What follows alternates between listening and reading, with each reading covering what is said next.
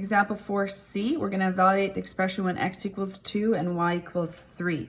So if we take a look here, I've set up, we're going to do this one in two ways. We're going to look and see if it matters in our answer if we use the original question or if we use our simplified version. So method one, I'm going to use the original expression. So I wrote that down here for us to use again. So from up here, so I'm just going to move the camera up a little bit. So we're going to substitute in, based on the question, x equals 2, y equals 3. So every time I see an x, I'm going to write 2. Every time I see a y, I'm going to write a 3. So we're going to substitute that in the same here, and then we're going to evaluate that. So we get 16 times 4 minus 9 times 9 divided by 16 minus 18. So we're going to get 64 minus 81 divided by negative 2. So negative 17 over negative 2 is going to equal 17 over 2. Okay, so let's take a look then. So that answer is fine. Let's take a look then at method 2.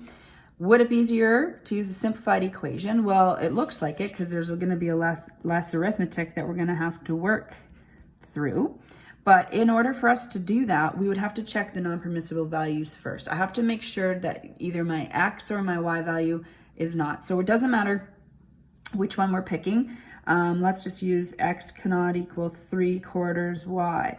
So what I want to check is when y is 3, and again, that's from the question, and when x is 2, what this would look like. So we're going to put 2 in place of x here, and 3 in place of y. So 2 does not equal 9 over 4. Well, that's a true statement.